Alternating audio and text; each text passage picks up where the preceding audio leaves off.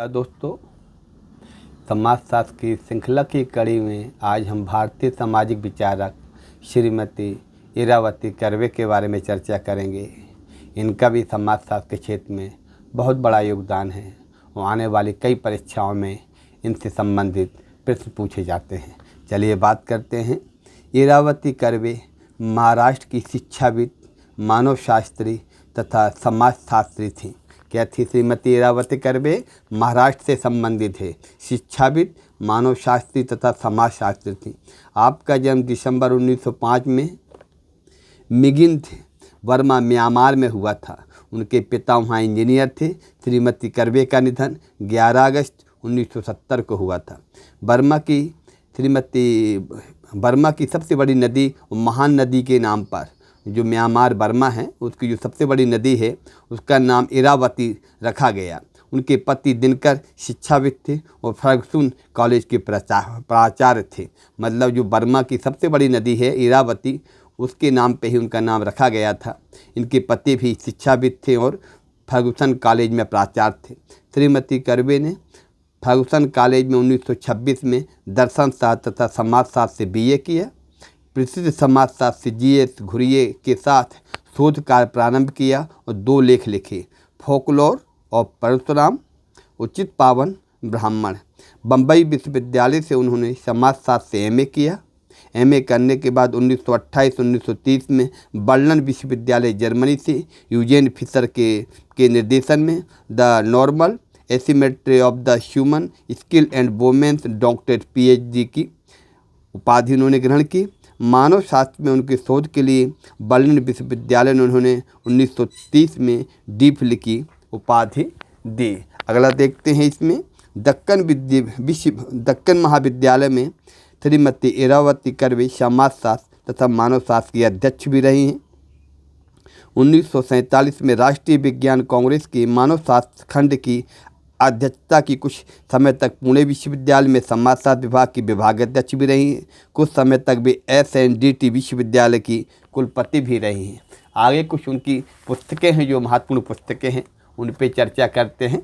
उनकी पुस्तकें हैं किनशिप ऑर्गेनाइजेशन इन इंडिया 1953 में, the bells of best kinship 1958, Hindu society and interpretation, group relation in village community, the social dynamic of growing town and its surrounding area, और ये है आपका Maharashtra land and people, Yuganta the end of a epoch, परिपूर्ति मराठी, आमची संस्कृति मराठी, संस्कृति मराठी, गंगाजल मराठी और भौवरा मराठी। उक्त पुस्तकों में किनशिप ऑर्गेनाइजेशन इन इंडिया 1953 में यह किताब उनकी ज़्यादा प्रसिद्धि पाई है। इन किताबों की अपेक्षा इस किताब उनको ज़्यादा महत्व मिला है। ये कब लिखी गई थी? 1913 में लिखी गई थी। अगले देखते हैं उनके। श्रीमती कर्वे को 1968 में युगांत को पुरस्कार मिला है। फोकलोर, परशुराम, चित पावन ब्राह्मण, यह लेख किस समाजशास्त्री का है? श्रीमती इरावती कर्वे ने लिखा था। नातेदारी, रक्त और विवाह से संबंधित व्यक्तियों के बीच सामाजिक संबंधों व संबोधनों की वह व्यवस्था जो उन संबंधों से जुड़े हुए व्यक्तियों को सामाजिक, पारिवारिक और जैविक अधिकारियों व कर्तव्यों का बोध कराती है। यह परिभाषा किसकी है? श्रीमती इरावती कर्वे की। देखते हैं अगला। निम्नलिखित में से कौन सा इरावती कर्वे के अध्ययन अनुसंधान का प्रमुख विषय नहीं है? इस तरीके से क्वेश्चन पूछे जा सकते हैं। भारत की जनसंख्या में प्रजातांत्रिक विषय तत्व, ये उनके विषय रहा है। ग्रामीण और नगरीय समुदायों का अध्ययन ये किया है उन्होंने। पश्चिमी भारत की प्रादेशिक सांस्कृतिक विशेषताएं, ये उन्होंने अध्ययन किया है। भारत की जनसंख्या का प्रादेशिक अध्ययन नहीं किया इन्होंने, तो इसमें ये प्रमुख विषय नहीं रहा है। आगे देखते हैं। श्रीमती कर्वे ने संयुक्त परिवार का विश्लेषण करते हुए किन विशेषताओं को प्रमुख माना है? सहनिवास, सहभोज, सह उपासना, साझा संपत्ति, नातेदारी संबंधों में अवदत्ता। 2 चीज़ें नहीं मानी उन्होंने, सहकष्टी और पारस्परिक नातेदारी, इसकी बात नहीं करी उन्होंने। आगे देखते हैं। श्रीमती कर्वे ने जाति व्यवस्था का अध्ययन किस पुस्तक में किया है? हिंदू सोसाइटी। भारतीय सामाजिक संरचना की तीन प्रमुख स्तंभ इरावती कर्वे को किसको नहीं माना? जाति व्यवस्था, संयुक्त परिवार, ग्रामीण समुदाय, विस्तार से नातेदारी को नहीं माना, तीनों उन्होंने माना है। कौन सा परिपेक्ष कर्वे से नहीं जुड़ा है? लोक पद्धति शास्त्र नहीं जुड़ा है, बाकी तीन कर्वे से जुड़े हुए हैं। भारत शास्त्र पद्धति, मानव शास्त्रीय पद्धति और प्रघटना शास्त्रीय पद्धति। आगे देखते हैं।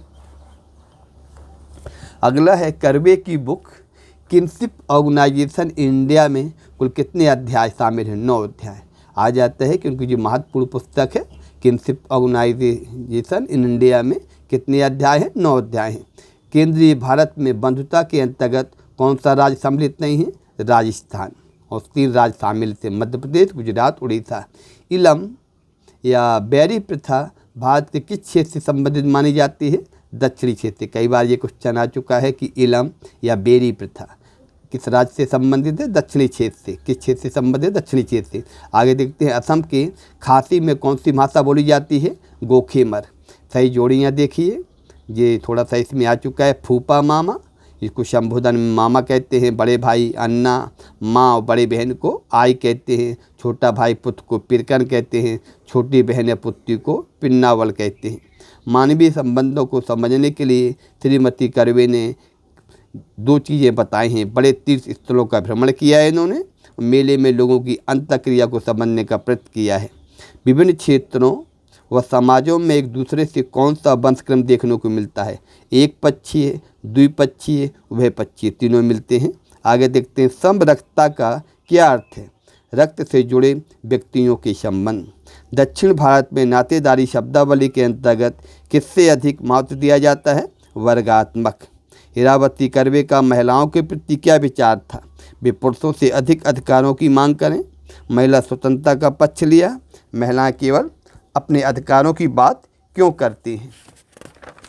आगे देखते हैं। किसका पक्ष है कि प्रतिपक्ष के 7 पीढ़ियों के व्यक्ति में समान रक्त होने की संभावना है? जी.एस. घुरिये। डॉक्टर इरावती कर्वे ने दक्षिण भारत में नातेदारी व्यवस्था के अध्ययन में 2 चीज़ें पाई। जैविक आधार की अपेक्षा सामाजिक आधार अधिक महत्वपूर्ण है। दक्षिण भारत में जहाँ पर लड़की का अपने ममेरे भाई से विवाह का प्रचलन है, यह विवाह किस सिद्धांत पर आधारित है? विनिमय सिद्धांत है। दक्षिण भारत में स्त्रियों के लिए विवाह के नियम किस प्रकार के हैं? सकारात्मक व अधिमान। दक्षिण भारत में अधिमान विवाह का सही क्रम क्या है? बड़ी बहन की बेटी, बुआ की बेटी, मामा की बेटी।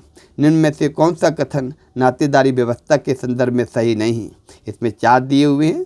उत्तर भारत में वर्गात्मक प्रणाली, जबकि दक्षिण भारत में वर्गात्मक प्रणाली, ये सही है।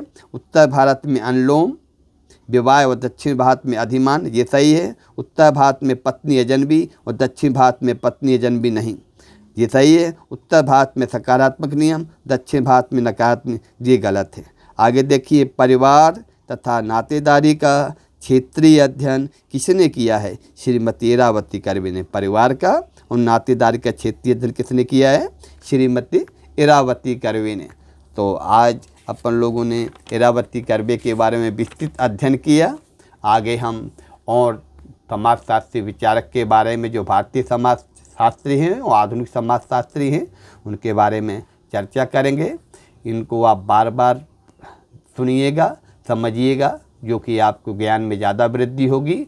अच्छा लगे आप तो इसमें आप कुछ अच्छे कमेंट भी कर सकते हैं। दूसरी चीज़, आप इसमें अपना सब्सक्राइब कर लें चैनल को, तो सारे नोटिफिकेशन आपके पास आते रहेंगे। धन्यवाद दोस्तों।